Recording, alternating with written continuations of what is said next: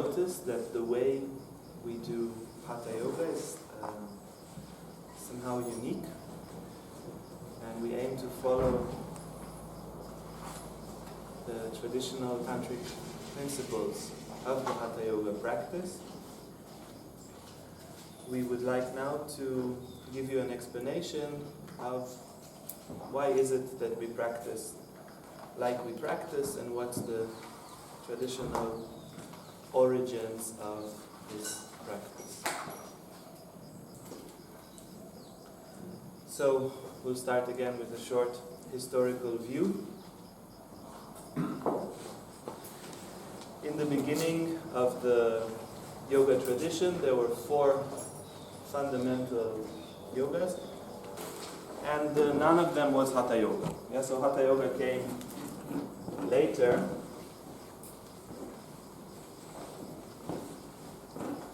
Yoga has a pretty old origin. We have pictures, again in the Indus Valley, of pictures in caves. Very, when people were still living in caves, they were already sitting in meditation postures and doing all sorts of breathing exercises. You can see them here, some of these ancient yogis, these ancient Mahasiddhas, these pictures of the guys here with the long, and all sorts of the long fingernails and all sorts of positions. They are the ancient yogis. So we had 4 types of yoga.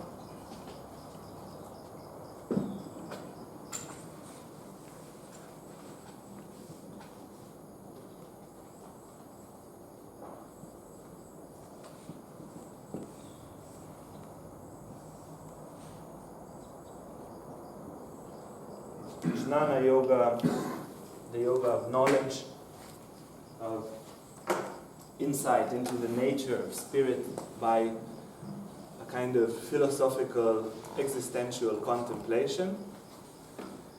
Karma Yoga, the yoga of selfless action. Raja Yoga is all the magic of yoga, the mystical part of yoga, the work with the chakras, with the subtle bodies. Basically, this retreat is a kind of Raja Yoga retreat. Is oriented towards the mystical side of yoga, and Bhakti Yoga, the yoga of love and of devotion. These yogas can be found, I'll not write it down, just mention for you the text. First of all, in the Vedas, again 3,000-4,000 years old at least. After a few centuries appeared the Upanishads, and they speak about all these 4 yogas. We have the Bhagavad Gita with the story of Krishna, and then later, about 300 BC, just a little bit after Buddha, we have the famous Yoga Sutra of Patanjali, which even it's the fundament of today's yoga system. It has 2 verses on the physical posture. Yeah, you need to keep the physical posture for a long time and solid, and it will balance your masculine and feminine tendencies. Finished. That's all it mentions about the physical side of yoga. And it is said that in the old times, people had a kind of high spiritual level, and they could take it. They could take these very elevated forms of yoga. Later on,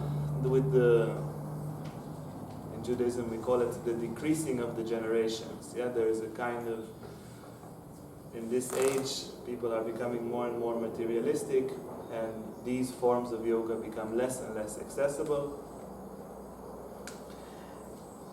And somewhere 500-600 years ago comes one of the traditional stories of yoga, how Hatha Yoga appeared, how this famous yoga with all the body posture, how it appeared. So the legendary couple, Shiva and Parvati, Shiva the masculine god of the universe, the primal teacher of all the yoga systems, and Parvati, his wife, his Shakti, his manifestation.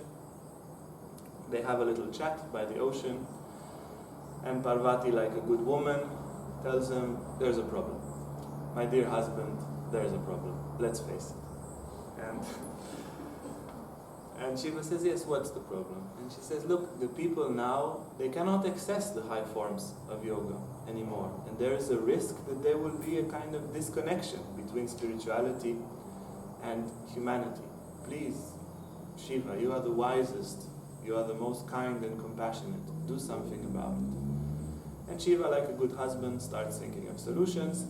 And he tells Parvati, look, this is what we're going to do. I will reveal to you the secrets of the Hatha Yoga system. We will use physical postures in order to induce spiritual states. And then even people who cannot really focus, who do not have a philosophical insight, the focus would come in Raja Yoga, the philosophical insight in Jnana Yoga, who are not completely selfless to do Karma Yoga or Bhakti Yoga, who are more gross, but still they can move their body like this, like that, they can breathe like this, like that, they can perform all sorts of mudras and so forth. Like this, they will gradually purify, and then they can be prepared for the higher forms of yoga. Shiva was going on and on like a good husband, and Shakti fell asleep. Parvati fell asleep. In the end, he said, come on, you asked me for help, and now you fall asleep. Who will send this message forward? This was supposed to be your job, to send this message forward. And then he notices that from the ocean there was a fish who was extremely attentive to the whole lecture. And the fish really got the whole thing. And he says, okay, fish, you will be the one promoting Hatha Yoga in the world. And then he looks at him more carefully and he says, how on earth will you do all these postures? You have the body of a fish. So he turns him into a human being. And this human being is Matsyendranatha. Matsyendra literally means fish. And he's the father of the Hatha Yoga system. And from Matsyendranatha comes Goraksha, who was said to be as great as his guru, the second guru of Hatha Yoga system. And then all sorts of spiritual texts, quite similar one to another, appeared approximately between the 15th and 17th century. We have the fundamental text, the Hatha Yoga Pradipika, Shiva Samhita, and Geranda Samhita, which describe in detail the Hatha Yoga system, bodily postures, breathing exercise, the left nostril, the right nostril, the neck contracted, the back contracted, and all sorts of exercises there. And the texts themselves, they are not super complicated, but they are still, when they get to the more esoteric part of the knowledge, they write in codes. The postures they describe, you put your heel there, you put your left leg stretched out, you bend over, very simple. This is written for everyone. There is nothing cryptic about how to do the postures, how to do the breathings. Most of it is quite straightforward. But the esoteric effects is always, almost always, written in a poetic way, which is like, if you already understand, then you will understand. And if you don't understand, it is complete gibberish for you. Yeah, so in Hatha Yoga Pradipika, it says, for example, that in order to awaken the power of the snake, you must hit the humble woman who lies between the Ganges and the Yamuna. What on earth is that? Yeah, but if you read the other text, you understand. The Ganges is one energy channel in the body. The Yamuna is another energy channel. And then the humble lady is Shakti. There is a feminine force, and it needs to be stimulated somehow by force. You don't literally hit it. Yeah? Or other expressions there. For example, this breathing exercise is the lion which defeats the elephant of death. Yeah? And again, it shows basically that there is in our body, there is a continuous death that's going on. It's called apana vayu, everything that is discharged from the body that's going down. And then that particular breathing exercise that we will learn actually these days is reversing that effect. And that effect is heavy like an elephant going down, and the breathing exercise is fiery and strong like a lion, and it defeats the continuous death that we experience in the body and reverse the death into life. Another example, take the point that exists in your pelvic area and lift it up to your head. Ecstasy will be your reward. What on earth is the point? Again, for those who studied the Tantra tradition, the sexual fluids, the sexual energy is mentioned often and often there as bindu, as the point. And then you realize, okay, if you lift the sexual energy by so-and-so contraction, so-and-so breathing exercises, it reaches the head, you attain ecstasy. So the texts, they are written in a cryptic way, and the way we practice Hatha Yoga in this school, in the International Federation, Atman, is basically taking these old texts, these very great scriptures that have a real authority in Hatha Yoga, and then bringing the effects and the practices with great loyalty to these texts in a way that you can understand.